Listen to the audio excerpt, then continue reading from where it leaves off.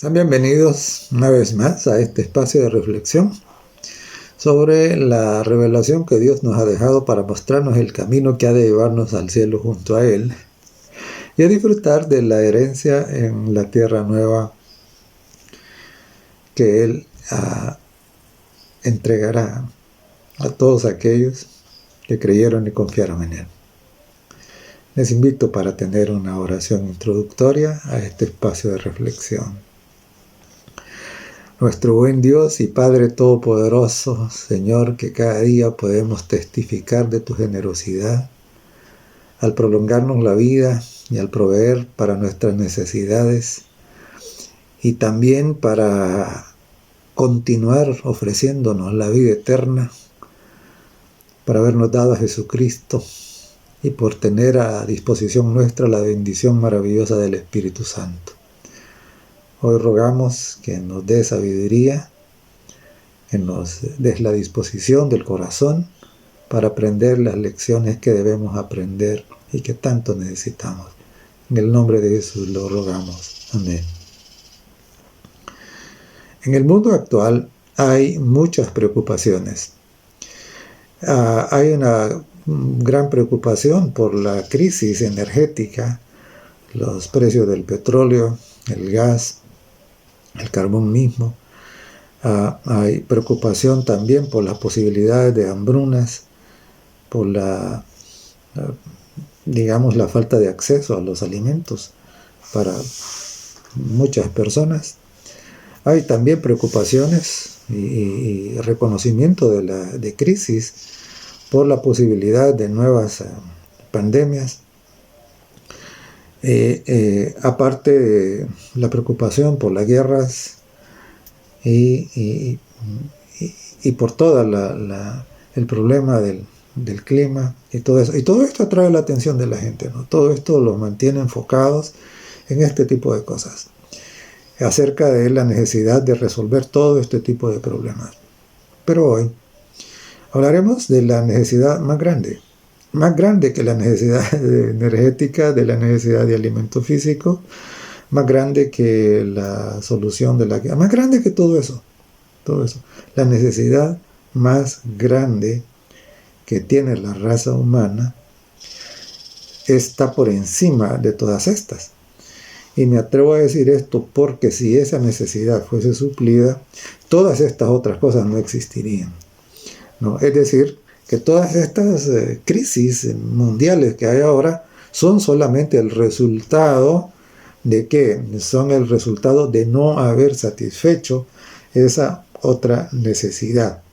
Y es de esto que estaremos reflexionando ahora, basados como siempre en la bendita palabra de nuestro Señor en la Santa Biblia. Y comenzamos recordando el acontecimiento de cómo un maestro de Israel, que había sido, no sabemos cuánto tiempo, no sabemos qué edad tenía, pero era maestro en Israel, y eso significa que él conocía, primero, que era religioso, y segundo, que conocía muy bien las escrituras, ¿no? Es decir, sin embargo, él sentía la necesidad de llenar un vacío que todavía estaba ahí desocupado en su corazón, en su mente, en su vida, ¿no? Y entonces decide ir y hablar con ese maestro que, como él mismo lo reconoce, había dado señales de que venía con el respaldo del cielo. Y entonces este maestro va y habla con Jesús. Y entonces esperaba tener una conversación, supongo yo, pues, que siendo que él era maestro y que Jesús también era el maestro por excelencia, una conversación entre maestros. Sin embargo, cuando llega y habla con el Señor Jesucristo, y dice el Evangelio según San Juan, el capítulo 3 y el verso 3, respondió Jesús y le dijo: de cierto te digo, que el que no naciere de nuevo no puede ver el reino de Dios. Entonces, claro, él quedó sorprendido, ¿no? Pero ¿cómo es esto? ¿No? ¿Qué es eso? Y entonces, y de hecho en el verso 4, Dice, Nicodemo le dijo, ¿cómo puede un hombre nacer siendo viejo? ¿Puede acaso entrar por segunda vez en el vientre de su madre?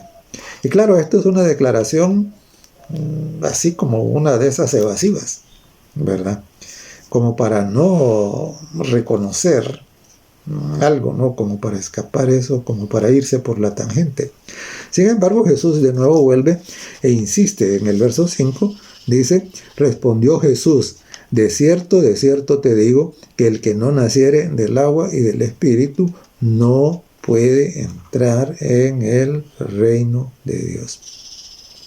Entonces aquí tenemos nosotros un caso de una religión que simple y sencillamente hasta ese momento había sido una religión vacía, hueca, y el Nicodemo lo sentía. El Nicodemo sentía que había una necesidad que llenar ahí. Y entonces Jesús, al encontrarse con Nicodemo, no anda con vueltas, sino que le dice, Nicodemo, lo que te hace falta es nacer de nuevo. Y para que quede claro, entonces, ¿en qué consiste eso? Porque él trató de escapar, de evadir esa realidad. Entonces Jesús le dijo, el que no naciere de nuevo, no puede, y que no naciere del agua y del espíritu, no puede entrar en el reino de Dios. Entonces notemos aquí algo. Notemos que Jesús establece así como dos pilares, ¿no?, de la experiencia espiritual legítima.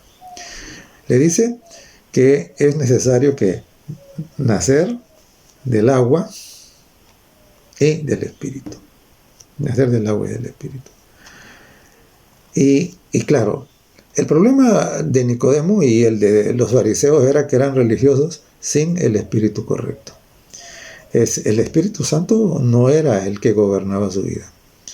Y debido a muchas influencias, especialmente influencias de los griegos, que se habían prolongado y que se habían mezclado también con la cultura romana, entonces la jerarquía religiosa de la cúpula en Israel se había vuelto mercantilista, ¿no? Y entonces, y claro, tenían toda una serie de ceremonias que cumplían, pero era un cumplimiento formalista. Y las mismas las actividades religiosas, eran un negocio para ellos. Entonces, era totalmente desprovista del espíritu, ¿no? Y entonces, claro, ahora Jesús le dice, es necesario nacer del agua y del espíritu. Nacer del agua. Entonces, normalmente lo que inmediatamente nosotros podemos pensar es que es la ceremonia del bautismo, ¿verdad? Y por supuesto, Jesús no estaba diciendo, no es que las ceremonias no tienen importancia, sí tienen importancia. Pero no significan nada si están desprovistas del espíritu. Entonces, esto es lo que hace diferencia.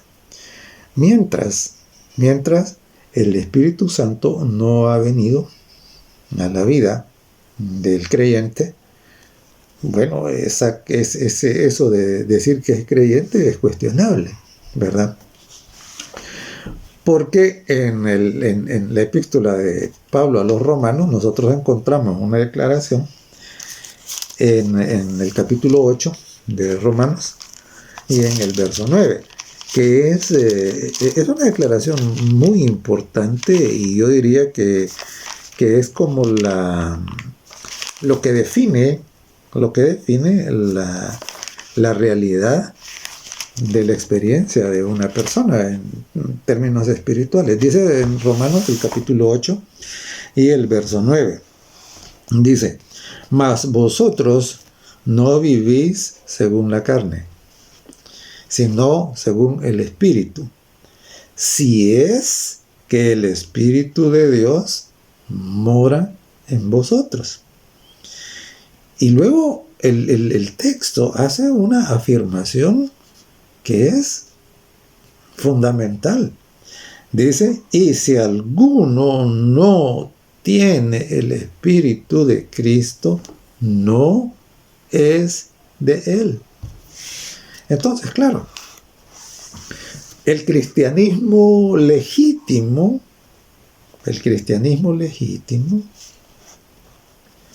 es aquel en el que el Espíritu Santo gobierna. Es ese. En el que el Espíritu de Cristo reina. A Él se le ha entregado el poder de la vida. Ese es el cristianismo legítimo. Porque aquí es bien claro, dice, si alguno no tiene el Espíritu de Cristo, no es de Él. Entonces la pregunta es, ¿y cómo nosotros tenemos el Espíritu de Cristo? Miren, en Apocalipsis, el capítulo 3 y el verso 20, es bien ilustrativa la figura que Jesús usa. Jesús dice, aquí yo estoy a la puerta y llamo. Y luego dice, si alguno abre la puerta, si alguno oye mi voz, oír la voz, eso quiere decir escuchar la palabra, y abre la puerta. ¿Y abrir la puerta qué significa? Abrir la puerta significa consentir, dejarlo entrar. Entonces Él dice, entraré a Él, cenaré con Él y Él conmigo. Dios, y claro, Jesús dice, entraré a Él, cenaré con Él y Él conmigo. Claro. ¿Y cómo es que Jesús entra? Por medio de su representante. ¿Por qué? Porque el Señor Jesucristo fue al cielo. Y Él está ahora en el santuario celestial intercediendo a favor nuestro como nuestro abogado. La persona de la deidad que nos acompaña aquí en la tierra ahora es el Espíritu Santo. Entonces, cuando usted invita a Jesús a venir a su corazón, quien viene es el Espíritu Santo, ¿verdad? Ese es el que viene. Y este es el que entonces toma el gobierno de nuestra vida. Ese es el que toma el gobierno, el que ejerce el poder en la vida del verdadero cristiano. Y es interesante, ¿por qué? Porque debemos de notar nosotros que el Espíritu Santo no viene a donde no se le abre la puerta. De hecho, en el Evangelio de Lucas, en el capítulo 11 y en el verso 23, nosotros tenemos una declaración que hizo el Señor Jesucristo al respecto. Dice el Evangelio de Lucas, capítulo 11 y el verso 13. Dice así, dice, pues si vosotros, siendo malos, sabéis dar buenas dádivas a vuestros hijos, cuánto más vuestro Padre Celestial dará el Espíritu Santo, y oiga cómo termina el pasaje, a los que se lo pidan. ¿Sí? Dios es maravilloso, Dios es amor, y precisamente porque es amor, Él no violenta nuestra voluntad. Él no nos obliga, Él no nos reprime, Él no nos acorrala con su poder. Él podría hacerlo, pero es amor. Y por lo tanto, Él respeta nuestra decisión, nuestra capacidad de escoger, nuestro libre albedrío. Y aunque Él está ansioso de entrar, está ansioso de darnos el Espíritu Santo, Él es bien clarito.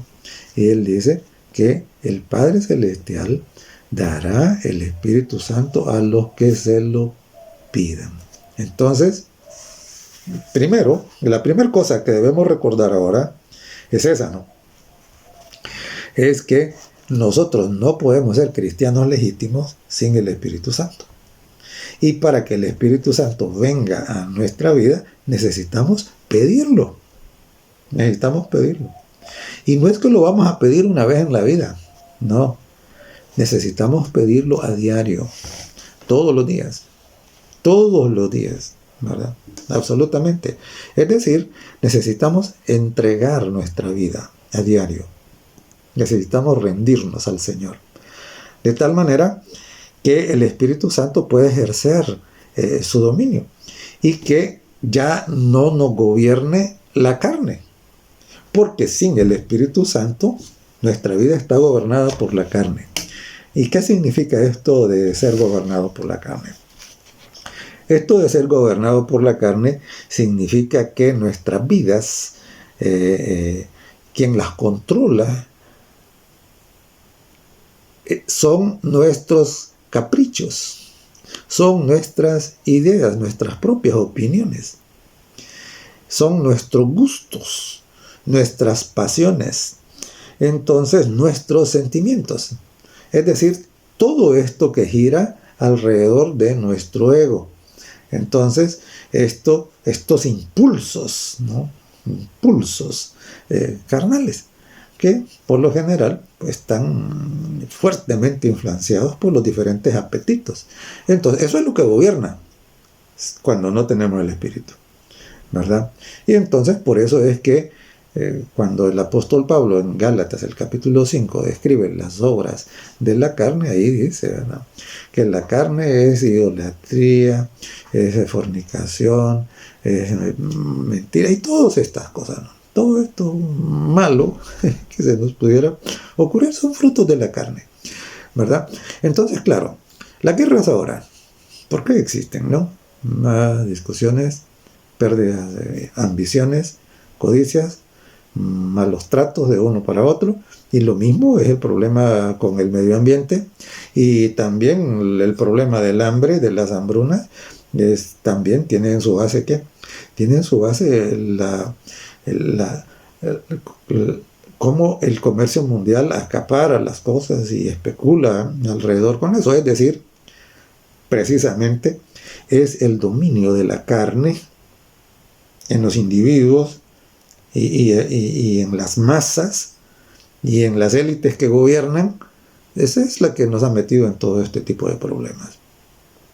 Y eso solo puede desaparecer cuando la vida se le rinde a Dios y se le pide que en vez del dominio de la carne, entonces el dominio en nuestra vida lo tenga el Espíritu Santo, es decir, que Dios gobierne en nosotros. Entonces, ahora, en el Evangelio de Juan, en el capítulo 4 y el verso 24, hay una declaración que Jesús hizo a la samaritana en donde le especificó, ¿verdad?, un poco la misma que había dicho antes a Nicodemo. Dice en el verso 24, Dios es espíritu.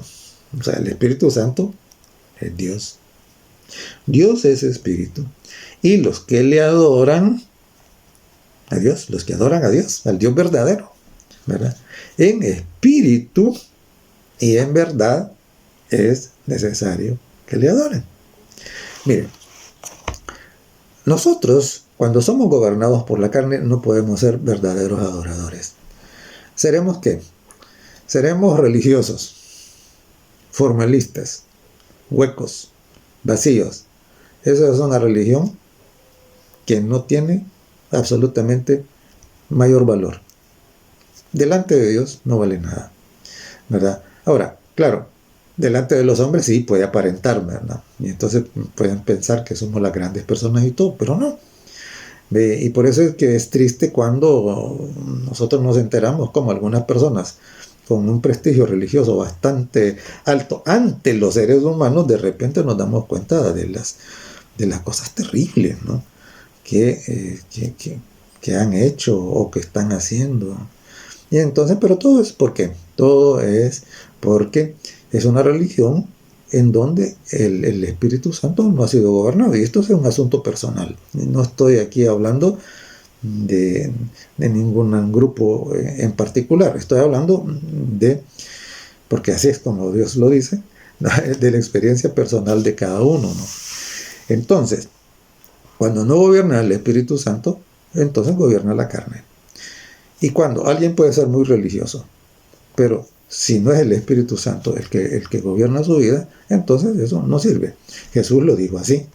Digo que Él busca adoradores que le adoren, note, en espíritu, es decir, habiéndose rendido al Espíritu Santo, y en verdad. Y a mí me encanta porque dice el Señor Jesús que son ambas cosas, ¿no? Es la influencia santa del Espíritu y en verdad, es decir, la palabra. Porque Jesús dijo en el Evangelio de Juan, siempre en el capítulo 17 y el verso 17, santifícalos en tu verdad, tu palabra es la verdad. En otras palabras, el Espíritu Santo no lo va a alejar nunca de la Biblia. El Espíritu Santo lo que va a hacer es llevarlo a la Biblia, ¿verdad? Porque precisamente es el Espíritu Santo el que inspiró a los santos varones que Dios utilizó como instrumentos para escribir la bendita palabra que nos ha dado para mostrarnos el camino, para explicarnos el plan de salvación. Entonces, claro, nadie puede decir que es gobernado por el Espíritu y dejar a un lado la Biblia o contradecir la Biblia. Y este es un problema que a menudo tenemos, ¿verdad? Hay gente, y lamento tener que decirlo, pero es un hecho. Hay gente que presume de religión, sin embargo, niega lo que la Biblia dice, o lo relativiza. A veces toda la Biblia, a veces partes de la Biblia. Y entonces no es posible. El Espíritu, de verdad, el Espíritu Santo, siempre lo va a conducir ¿a qué? A la palabra. Escrito está. Jesús dijo que cuando el Espíritu Santo viniera, Él nos iba a guiar a toda la verdad. Entonces, está claro, ¿verdad? Los adoradores, como le dijo Jesús a la samaritana, los adoradores que Dios busca, los suyos. Dice que deben adorar en espíritu y en verdad. Ahora, entonces, un extremo es que alguien diga que tiene el Espíritu, pero rechaza la palabra de Dios, la Biblia, que la contradice, total o parcialmente. Ese es un extremo. El otro extremo es que alguien diga, mire, yo tengo la verdad y todo, pero, y le estoy cumpliendo. Pero ese era el caso de los fariseos, ¿verdad? Ellos conocían la Biblia para su tiempo, y ellos creían en ella. Y ellos trataban de obedecer todas las cosas que se prescribían ahí, pero no tenían el Espíritu, ¿verdad? Y entonces, una religión sin el Espíritu Santo, entonces, es formalismo, es legalismo, y tampoco sirve. Y por eso es que entre los mismos seguidores de Jesús había unos que decían, es que todo esto antes para nosotros era un yugo de esclavitud, que nosotros ni nuestros padres hemos podido sobrellevar. ¿Por qué? Porque como no tenían el Espíritu Santo, ellos no experimentaban el gozo de la relación con Dios, sino que la religión les era ¿qué? Les era pesada. Y aquí una luz roja que nosotros que le debemos poner atención es la siguiente. Si a usted le aburre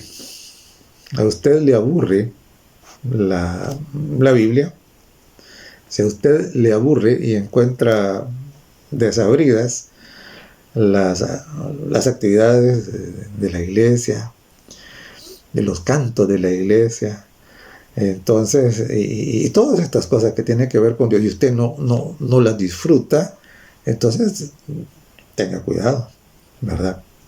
Porque quiere decir que entonces usted está cargando con una religión hueca.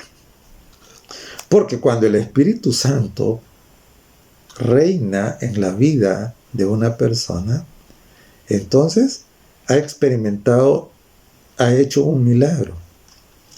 Y precisamente eso que Jesús le llama un nuevo nacimiento es una transformación de los pensamientos de la mente, en donde ahora la persona que ya no es gobernada por la carne sino por el Espíritu encuentra gusto en las cosas de Dios.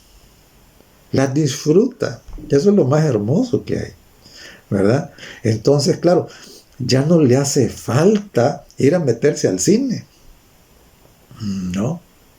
Ya no le hace falta andar buscando las discotecas, ni ningún otro tipo de entretenimiento, ya no le hace falta, ¿verdad? ¿Por qué? Porque ha encontrado algo que es mejor. Es el disfrute de la compañía de Dios y de los demás santos que comparten ese mismo espíritu. Por eso en Gálatas, en el capítulo 5 y el verso 22, en donde describe los frutos de la presencia del Espíritu Santo, dice que los frutos del Espíritu Santo son amor, y luego dice gozo, y luego sigue con la lista. Entonces, ojo, si para usted todas estas cosas le resultan así pesadas y aburridas, y en vez de disfrutarlas y querer tener más tiempo para ellas, usted está ansioso de que se terminen lo más pronto posible para salir corriendo, tenga cuidado. Eso es una mala señal. Así es de que, recuerde, no es ni una cosa ni la otra, sino que son dos cosas. Jesús dijo que sus adoradores deben adorar en espíritu, es decir, de dentro. No están yendo tratando de obedecer porque alguien los obliga. No están tratando de obedecer porque tienen un pánico a ir a parar al fuego. No, o porque tienen interés en conseguir cosas materiales. No están interesados en eso. Están ahí, ¿por qué? Porque el Espíritu Santo los mueve, los ha transformado. Y han logrado, ¿qué? Han logrado entender que el amor de Dios es lo más maravilloso que puede haber. Y entonces encuentran gozo en estar en la presencia de Dios, encuentran gozo al ir descubriendo cada día las verdades maravillosas y todo el entramado de misterios que le van siendo abiertos al estudiar la Biblia. ¡Oh, qué lindo! Entonces, claro, esa es la situación.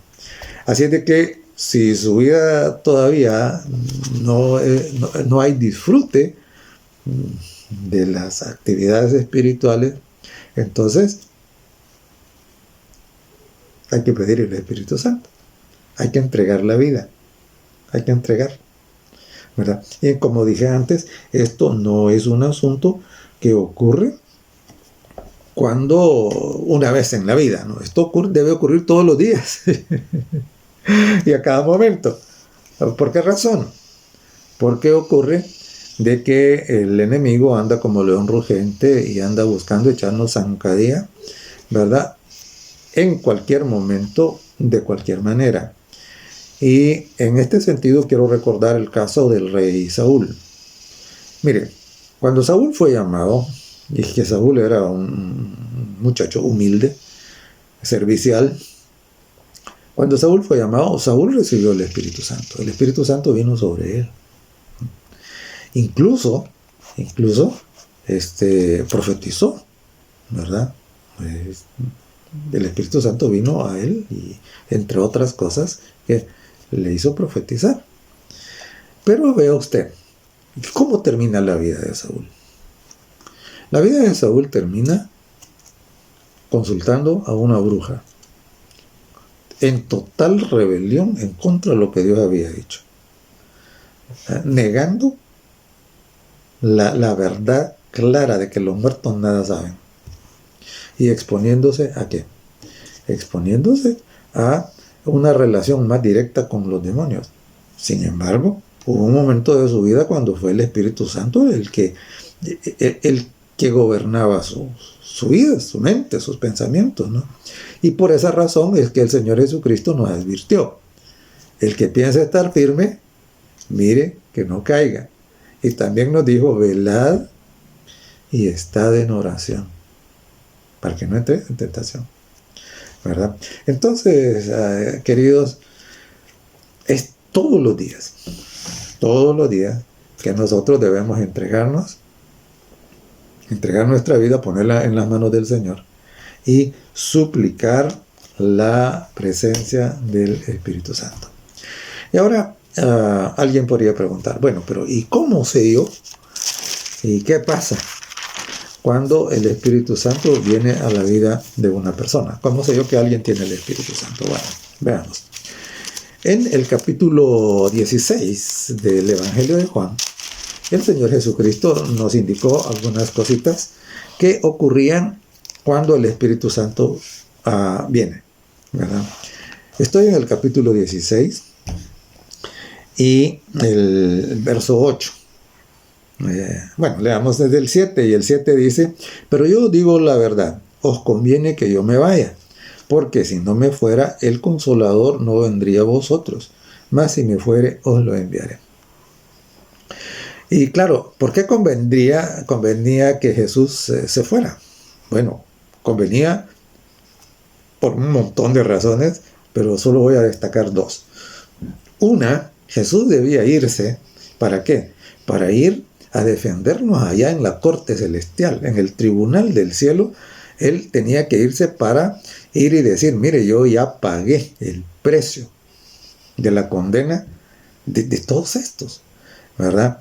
Él convenía que se fuera para que fuera a interceder como nuestro abogado, que fuera a presentar la sangre, su sangre derramada en sacrificio para redimirnos.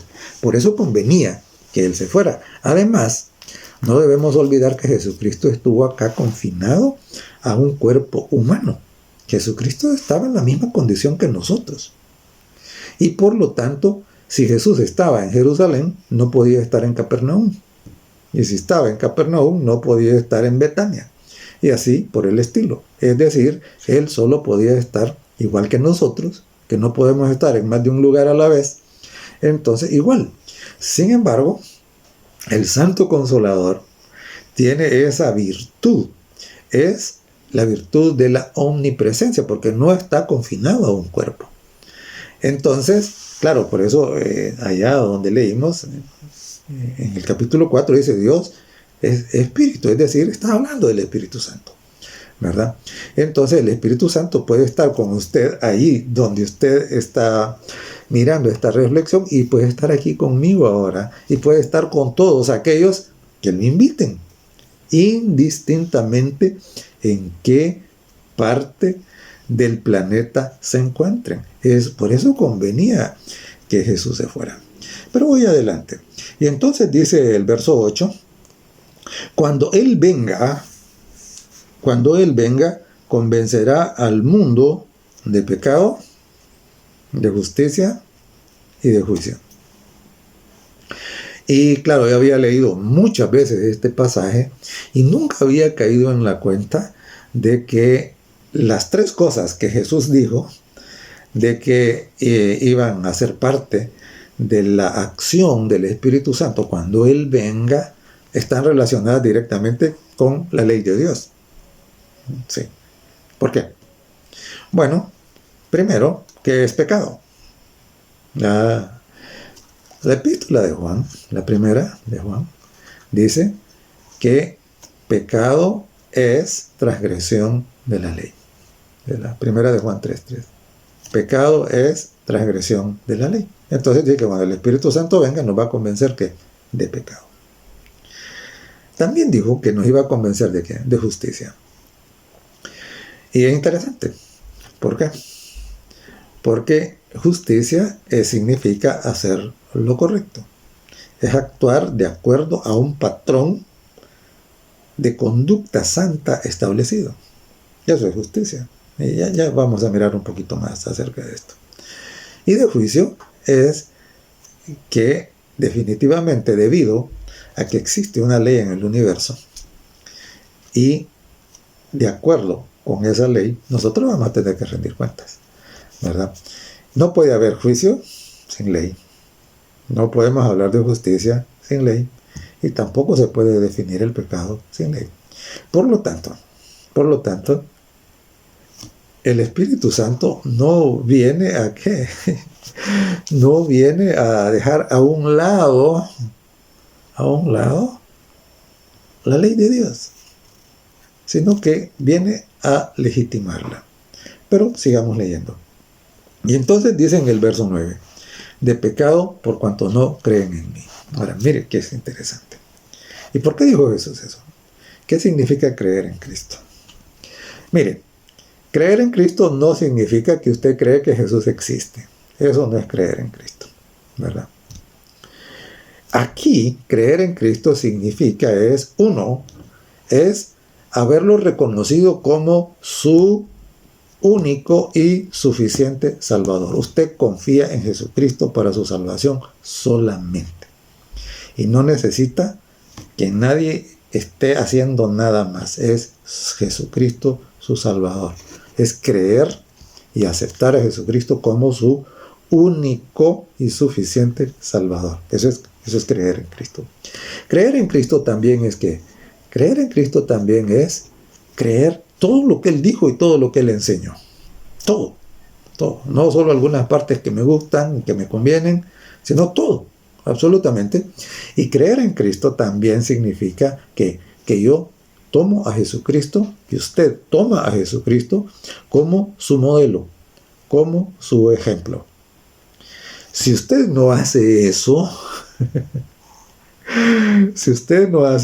simple y sencillamente, la transgresión de la ley vendrá automáticamente. ¿Por qué? Y aquí vamos a la siguiente declaración, porque Jesús dijo, de pecado por cuanto no creen en mí, de justicia dijo, por cuanto voy al Padre. Ahora, fíjese que cuando Jesús estuvo aquí, Jesús era el ejemplo viviente del cumplimiento de lo que es correcto, de la vida santa, de la obediencia perfecta. Era el ejemplo perfecto del cumplimiento de los mandamientos de Dios partiendo del Espíritu, no de manera legalista ni formalista. Y entonces note usted, ¿fue perfectamente obediente Jesús? Sí, claro. Entonces, Él es el ejemplo de la justicia perfecta. Y esa justicia de Jesús puede ser nuestra. Si nosotros le aceptamos y creemos en Él, esa justicia nos es atribuida a nosotros. Pero no solo eso, sino que también Él prometió que además de atribuirnos la justicia y perdonar nuestros pecados, iba a desarrollar un carácter justo en nosotros, es decir, nos iba a transformar. Por eso es que el apóstol Pablo dice en 2 Corintios 5:17, de manera que si alguno está en Cristo, nueva criatura es decir, ha experimentado un milagro, en donde al no ser gobernado por la carne, sino por el Espíritu, ahora vive siguiendo los pasos de Jesucristo, ¿verdad? Y entonces, Jesús dijo, de justicia por cuanto voy al Padre. Ajá. Claro, todos los que vivieron en la época de Jesús lo tenían a Él ahí como referente, como ejemplo, ¿verdad? Podían mirarlo, ¿no? Podían ver su vida. Pero Él ya no iba a estar. Y entonces ahora, ¿quién nos iba a mostrar lo que es correcto? ¿Quién? El Espíritu Santo. ¿Quién nos iba a convencer de la validez de la palabra de Dios? ¿Quién nos iba a convencer de la vigencia de los santos mandamientos del Señor? ¿Quién? El Espíritu Santo. Mire, cuando el Espíritu Santo viene, el Espíritu Santo no promueve la rebelión. El Espíritu Santo no promueve la desobediencia. No. Promueve una obediencia de la mejor calidad. ¿Por qué? Porque no nace del esfuerzo humano, sino que nace del milagro que el Espíritu Santo ha hecho en la vida de la persona. Es decir, es una obediencia que está basada en el amor. Por eso es que el Señor Jesucristo lo dijo bien claro. En San Juan, en el capítulo 14 y el verso 15, el Señor Jesucristo dijo, si me amáis, guardad mis mandamientos.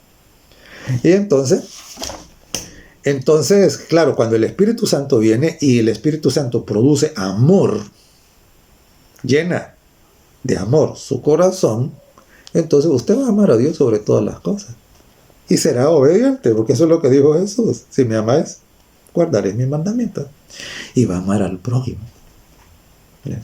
Entonces, ¿cómo sabemos que alguien ha recibido el Espíritu Santo? Bueno, su vida ya no es igual.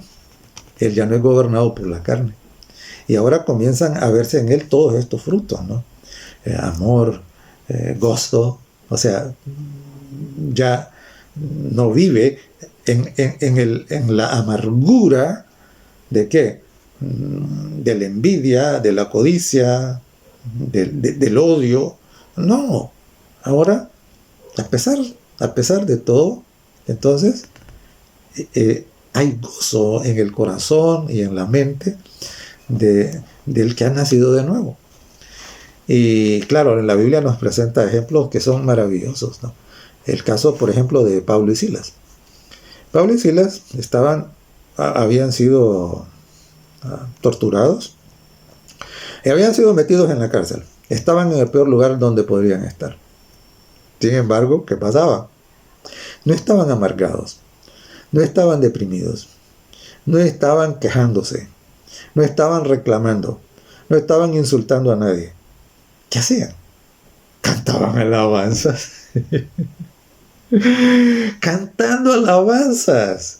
Entonces, claro, es decir, su corazón estaba como, a pesar de las circunstancias externas, en su interior reinaba el Espíritu Santo, y cuando el Espíritu Santo reina, ese corazoncito refleja el amor divino y produce gozo, y trae paz, paciencia, bondad, benignidad, fe, mansedumbre, dominio propio, todas esas cosas. Entonces, quien ha recibido el Espíritu Santo, aún en las circunstancias más difíciles y más complicadas, entonces tiene una actitud distinta, porque no es una actitud motivada por la carne, sino es un milagro obrado que el Espíritu Santo está obrando en la vida de la persona. Entonces, claro, ¿verdad? Y el Señor también dijo que el Espíritu Santo, cuando viniera, convencería al mundo de qué. Además de convencerlo de pecado, de justicia, de que Él es el camino correcto. Además de eso, lo convencería, dice, de juicio. Y a mí me llama la atención porque dice en el verso 11, y de juicio, por cuanto el príncipe de este mundo ya ha sido juzgado. Mire, uno de los problemas que creo yo que llevan a mucha gente al ateísmo es tratar de escapar de esta idea de que un día le van a tener que dar cuentas a alguien superior. Pero usted puede ser ateo, pero eso no lo exime del juicio. Usted puede no creer, pero eso no lo libra. Es más, el Señor Jesucristo dijo de que en el caso del príncipe de este mundo, dijo que ya había sido juzgado, es decir, que él ya está condenado. Y entonces nosotros tenemos aquí dos extremos. Uno, el extremo de aquellos que reciben el Espíritu Santo, pidiéndolo al Padre Celestial, dejando entrar, según lo que dijo Jesús. Y en el otro lado tenemos a los seguidores del príncipe de este mundo, son los que no piden el Espíritu Santo. ¿Por qué? Porque no lo necesitan, no lo conocen, no lo quieren, ¿verdad? Y entonces él dice, miren, o sea, lo que vemos nosotros aquí es que en estas dos posibilidades, todos aquellos que sigan los pasos del príncipe de este mundo en el juicio, deben saber que les va a pasar lo mismo que al príncipe de este mundo. Y precisamente por eso es que el Señor Jesús nos mandó a que proclamáramos esto, para que usted no tenga que experimentar ese mismo final del príncipe de este mundo, sino que al contrario, usted pueda disfrutar de una relación maravillosa con Dios y con su prójimo. Porque no se puede tener una buena relación con Dios y una mala con el prójimo. Eso no existe. Eso es hipocresía. Entonces, cuando el Espíritu Santo viene y eso lo transforma a usted y eso le hace una nueva criatura, y entonces los frutos del Espíritu comienzan a aparecer en su vida, entonces a verse en su vida, entonces claro, su experiencia va a ser como muy linda, ¿verdad? Va a desarrollar una intimidad con Dios y también va a desarrollar una relación armoniosa con su prójimo, aunque sus prójimos no lo quieran. Pero usted habrá aprendido por el que el Espíritu Santo se lo habrá producido en su corazón a no odiar, a no guardar rencor, sino a perdonar. Es maravilloso, es lindo, ¿verdad? Entonces, volviendo a donde comenzamos, la necesidad más grande de la raza humana es conocer a Dios e invitar a Dios en su vida, es decir, que su vida sea gobernada por el Espíritu Santo. Esa es la mayor de todas las necesidades de la raza humana. Y cuando digo de la raza humana, eso es usted. Usted forma parte de la raza humana, y yo también, y todos nosotros. Es su mayor necesidad. Puede ser que usted no haya sido consciente de esto, pero espero que a partir de esta reflexión usted entienda que la necesidad más grande que usted tiene no es la de dinero, no es la de fama, no es la de más conocimiento, no es la de más títulos, no es la de nada, ¿verdad? Es la necesidad de que el Espíritu Santo venga, obre esa transformación en su mente y en su corazón y permanezca con usted, para que usted pueda andar en ese compañerismo hermoso que hay entre nosotros los seres humanos y nuestro Dios, que es tan lindo, ¿no? Es tan maravilloso. Y por supuesto, su vida va a ser diferente. En Filipenses, el capítulo 2 y el verso 13, está escrito. Dice que Dios es el que produce el querer y el hacer. Por supuesto, según su voluntad. Entonces, claro, no es lo mismo que usted, gobernado por la carne, quiera ponerse a obedecer. No va a poder. Eso no se puede, ¿verdad? Además, a usted le va a resultar incómodo, ¿verdad? Desagradable. Se va a sentir obligado, va a sentir que eso es un yugo, ¿verdad? Pero cuando el Espíritu Santo viene, Él es el que produce el querer y el hacer por su propia voluntad. Entonces ahora usted lo disfruta, ¿verdad? Ahora usted va a experimentar el gozo verdadero, ¿verdad? Entonces, y claro, no lo olviden. ¿Cómo sabemos que alguien tiene el Espíritu Santo? Bueno, lo sabemos porque en Él se ven los frutos del Espíritu. No porque haya una serie de diferentes cosas que a veces se piensan, ¿no? No, la Biblia es bien clara, ¿verdad? El Señor Jesucristo lo dijo así. Dijo, por sus frutos los conoceréis. ¿Y cuáles frutos? En Gálatas, insisto, Gálatas 5:22, dice que el Espíritu, los frutos del Espíritu son amor a Dios sobre todas las cosas, y cuando uno ama a Dios, uno se vuelve obediente. Eso es lo que Jesús dijo. Cuando uno tiene amor, el amor que Dios pone en nuestro corazón, uno va a amar al prójimo. Y entonces, y además dijo gozo, paz, paciencia, benignidad, bondad, fe, mansedumbre, dominio propio, todas estas cosas lindas, todas estas virtudes en la persona son los indicativos de que esa persona no está siendo gobernada por la carne, sino el Espíritu reina en esa vida. Solo piense un momento, ¿cómo sería el mundo si cada persona en este planeta estuviera gobernada por el Espíritu Santo? ¿Usted cree que habrían guerras? No habría. ¿Usted cree que habría todas estas, ¿cómo se llama?, rivalidades comerciales y de todo ese tipo? No habría. Todo este acaparamiento de alimentos tan necesarios para las multitudes por razones de codicia no existiría. no existiría toda esta crisis delincuencial, no habría. No existiría toda esta pandemia de depresión que hay en el mundo, no existiría. ¿Por qué? Tuviéramos una sociedad global gozosa, bondadosa. Sería maravilloso. Y es precisamente ese es el plan de Dios. Y un día eso va a ser realidad para todos aquellos que opten por él. Todos aquellos que digan, sí Señor, sí, ven por favor a mi vida.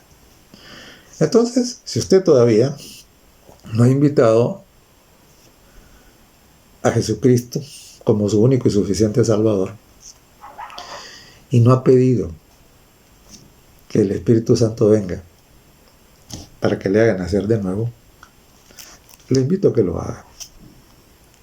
Y entonces pueda descubrir lo maravilloso que es el reino de Dios y pueda tener parte en ese reino. Es la mejor decisión que usted puede tomar. Que Dios le bendiga. Oramos. Bendito Padre que estás en el cielo, alabamos y bendecimos tu nombre porque no nos quedamos solos cuando Jesús se fue para el cielo. Muchas gracias por la compañía del Espíritu Santo. Oramos para que cada uno que todavía no ha rendido el dominio de su vida al Espíritu Santo pueda hacerlo. Para que la carne sea sujetada y Dios, para que cada día muchos más puedan despertar a esta realidad y puedan sumarse a los candidatos para recibir herencia en tu reino. Gracias por Jesucristo. Gracias por tu santa palabra. Y gracias porque todavía la gracia está disponible para cada uno. Sin mérito de ninguna clase de parte nuestra, ponemos en tus manos nuestras peticiones en el nombre precioso y poderoso de nuestro Señor Jesucristo. Amén.